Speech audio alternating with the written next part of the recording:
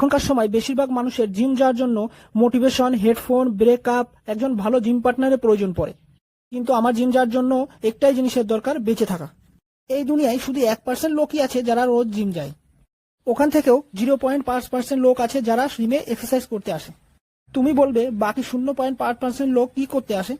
তো উত্তর হলো টাইম পাস। কেননা বেশিরভাগ লোক জিমে এসে জানো কিভাবে?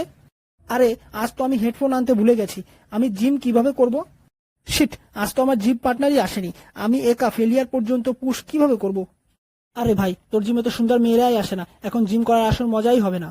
আরে আজ তো তোর লেগ ডে না, চল আর চেস্ট ওয়ার্কআউট করি, কেউ বুঝতেই পারবে না। এইসবের পরেও বলবে ভাই আমার তো বডিই হচ্ছে না।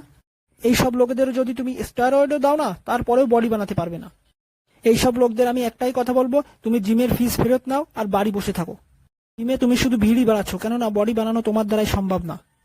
তোমার কাজ শুধু খাওয়া, ঢেকুর তোলা আর নাক ডেকা ঘুমানো। তোমার শরীরে ঘন্টাও ফারাক পড়বে না তুমি বড়লোক নাকি গরিব। তুমি তোমার জিম পার্টনারের সঙ্গে ওয়ার্কআউট করছো নাকি একা? তুমি আজ হেডফোন এনেছো নাকি আনোনি? বডি শুধু একটাই কথা শোনে, শুধু ডিসিপ্লিন। বডি বিল্ডিং এ কোনো ড্রামা চলে না। ওই যে বলে না, যদি তোমার কোনো কাজ ভয় লাগে ওই কাজ করো না। আর যদি তুমি ওই কাজ করো তো কারোর বাপেরও ভয় পেও না। বডি বানাও, বাহানা না।